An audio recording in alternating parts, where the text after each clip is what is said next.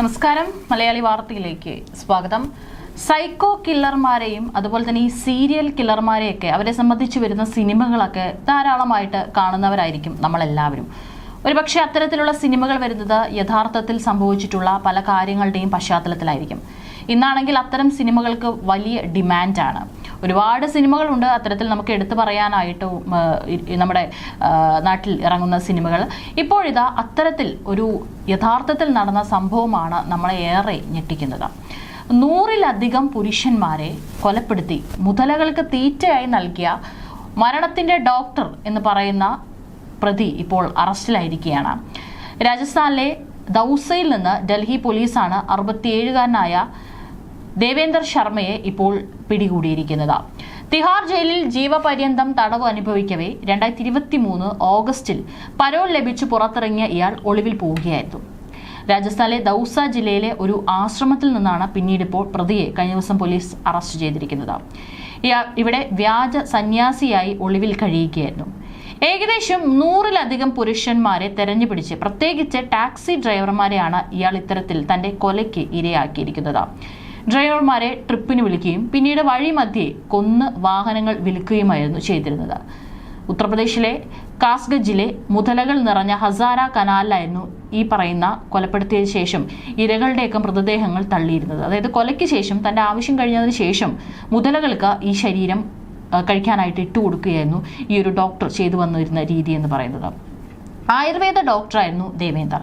1998-നും 2004-നും ഇടയിൽ അനധികൃത വൃക്ക മാറ്റിവെക്കൽ റാക്കറ്റ് നടത്തിയാണ് കുപ്രസിദ്ധി നേടിയത്. നിരവധി സംസ്ഥാനങ്ങളിൽ പ്രവർത്തിക്കുന്ന ഡോക്ടർമാരെയും ഇടനിലക്കാരുടെയും സഹായത്തോടെ 125-ലധികം അനധികൃത വൃക്ക മാറ്റിവെക്കൽ ശസ്ത്രക്രിയകൾക്ക് സൗകര്യമൊരുക്കിയതായി ഇയാൾ സമ്മതിച്ചിരുന്നു. കൊലപാതകം, തട്ടിക്കൊണ്ടുപോകൽ, കവർച്ച എന്നിങ്ങനെ 27ഓളം കേസുകളാണ് ഇയാൾക്കെതിരെ നിലനിൽക്കുന്നത്. നിരവധി കൊലപാതക കേസുകളിൽ ശിക്ഷിക്കപ്പെട്ടിട്ടുണ്ട്.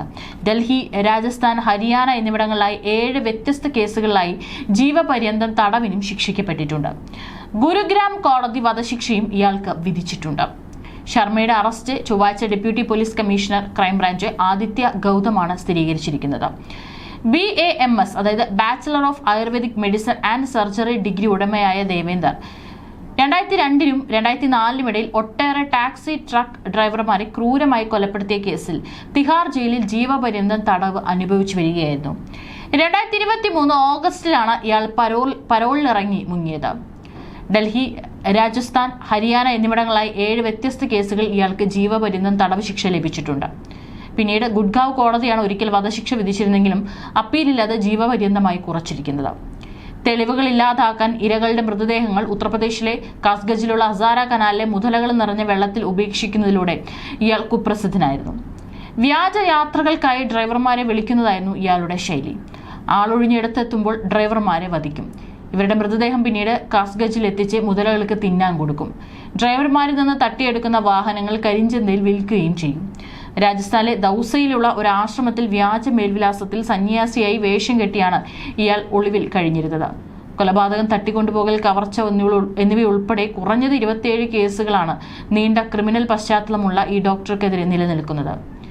1998-നും 2004-നും ഇടയിൽ അനധികൃത വൃക്ക മാറ്റിവെക്കൽ റാക്കറ്റ് നടത്തിയതിലൂടെയാണ് ഇയാൾ കുപ്രസിദ്ധനാകുന്നത്. പല സംസ്ഥാനങ്ങളിലും പ്രവർത്തിക്കുന്ന ഡോക്ടർമാരുടെയും ഇടനിലക്കാരുടെയും സഹായത്തോടെ 125-ലധികം അനധികൃത അവയവ മാറ്റിവെക്കലുകൾക്ക് സൗകര്യമൊരുക്കിയതായും ഇയാൾ സമ്മതിച്ചിട്ടുണ്ട്. 1998 മുതൽ 2004 വരെ ആയുർവേദ ഡോക്ടറായിരിക്കെ 125 പേരുടെ കിഡ്നി മോഷ്ടിച്ച് കരിഞ്ചന്തയിൽ വിറ്റ കേസിലും ഇയാൾ പ്രതിയാണ്. 1984-ൽ ബീഹാറിൽ നിന്നാണ് BAMS പാസ്സായ ശർമ്മ തൊട്ടു പിന്നാലെ രാജസ്ഥാനിൽ ക്ലിനിക്ക് തുടങ്ങുകയായിരുന്നു. ഉത്തർപ്രദേശിലെ അലിഗഡ് സ്വദേശിയായ ശർമ്മ 11 വർഷം ഈ ക്ലിനിക്ക് നടത്തി.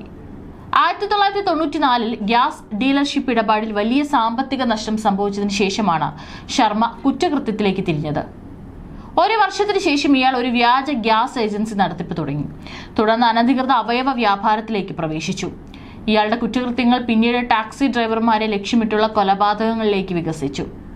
ടാക്സികൾ വാടകയ്ക്കെടുക്കുക, ഡ്രൈവർമാരെ കൊലപ്പെടുത്തുക, അവരുടെ വാഹനങ്ങൾ കരിഞ്ചന്തയിൽ വിൽക്കുക എന്നിവയായിരുന്നു കുറ്റകൃത്യത്തിന്റെ രീതി. വൃക്ക റാക്കറ്റും സീരിയൽ കൊലപാതകങ്ങളുമായി ബന്ധപ്പെട്ട് 2004-ലാണ് ശർമ്മ ആദ്യം അറസ്റ്റിലാകുന്നത്. ഇയാൾ 50-ലധികം കൊലപാതകങ്ങൾക്ക് ഉത്തരവാദിയാണെന്ന് പോലീസ് വിശ്വസിക്കുന്നു. എന്നാൽ പല കേസുകളിലും പരാതി ഇല്ലാത്തതും മൃതദേഹങ്ങൾ ലഭിക്കാത്തതും ഇയാൾക്ക് രക്ഷയായി. തിഹാർ ജയിലിൽ ശിക്ഷ അനുഭവിച്ചുകൊണ്ടിരിക്കെ 2023 ഓഗസ്റ്റ് 3 പരോളിലിറങ്ങി ദേവേന്ദർ ശർമ്മ മുങ്ങുകയായിരുന്നു. അലിഗഡ്, ജയ്പൂർ, ഡൽഹി, ആഗ്ര, പ്രയാഗ്രാജ് ഉൾപ്പെടെ ഒട്ടേറെ നഗരങ്ങളിൽ 6 മാസം നീണ്ടുനിന്ന ഓപ്പറേഷന് ശേഷമാണ് ദൗസയിലെ ആശ്രമത്തിൽ ഇയാളെ കണ്ടെത്തുന്നത്. പരോളിലിരിക്കെ ശർമ്മ ഒളിച്ചോടുന്നതും ആദ്യമായിട്ടല്ല. 2020 20 ദിവസത്തെ പരോളിന് ശേഷം ഇയാൾ തിരികെ വന്നില്ല.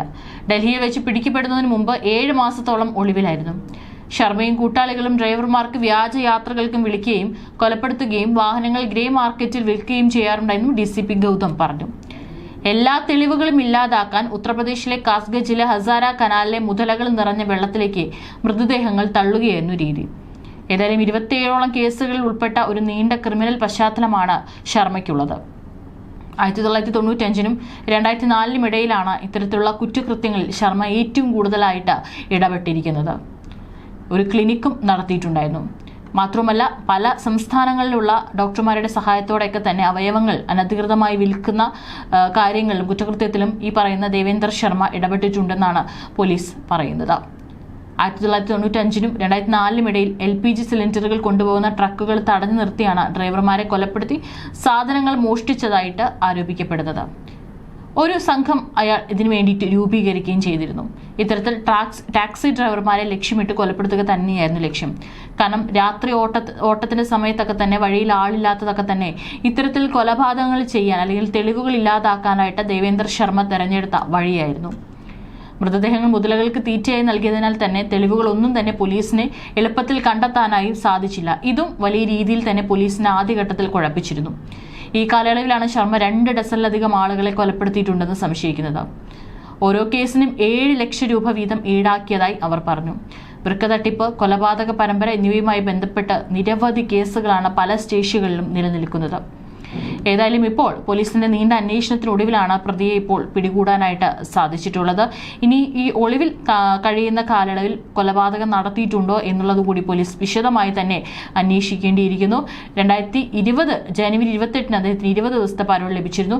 എന്നാൽ ജൂലൈയിൽ ഡൽഹിയിൽ നിന്ന് ക്രൈംബ്രാഞ്ച് അദ്ദേഹത്തെ അറസ്റ്റ് ചെയ്യുന്നതിന് മുൻപ് 7 മാസം അദ്ദേഹം ഒളിവിലായിരുന്നു. 2023 ജൂണിൽ സരിത വിഹാർ പോലീസ് സ്റ്റേഷനിൽ രജിസ്റ്റർ ചെയ്ത കേസിൽ ശർമ്മയ്ക്ക് 2 മാസത്തേക്ക് വീണ്ടും പരോൾ ലഭിച്ചിരുന്നു. എന്നാൽ 2023 ഓഗസ്റ്റ് 3 ശേഷം അദ്ദേഹം അപ്രത്യക്ഷനായി. ഏതായാലും വീണ്ടും പോലീസ് വലവിരിച്ച് നടത്തിയ അന്വേഷണത്തിലാണ് ഇപ്പോൾ ആശ്രമത്തിൽ സന്യാസി വേഷം കെട്ടി ജീവിക്കുന്നതിനിടയിൽ ഇപ്പോൾ പിടിയിലാകുന്നത്. ഇനി 100ഓളം പേരെ കൊലപ്പെടുത്തിയിട്ടുള്ള കേസിൽ പ്രതിയായിട്ടുള്ള ഈ പറയുന്ന ദേവേന്ദർ ശർമ്മയെ ഇനി യാതൊരു തരത്തിലും പുറത്തിറങ്ങാൻ അനുവദിക്കാതെയുള്ള പഴുതടച്ചിട്ടുള്ള നിയമ നടപടികൾ തന്നെയായിരിക്കും സ്വീകരിക്കുക എന്നാണ് അന്വേഷണ സംഘം അടക്കം വെളിപ്പെടുത്തിയിട്ടുള്ളത്. മാത്രമല്ല ഈ ഒളിവിൽ കഴിയുന്ന കാലയളവിൽ കൊലപാതകങ്ങൾ മറ്റും നടത്താനുള്ള ശ്രമം നടത്തിയിട്ടുണ്ടോ എന്നുള്ളതൊക്കെ തന്നെ പോലീസ് വിശദമായി അന്വേഷിച്ചു വരികയാണ്.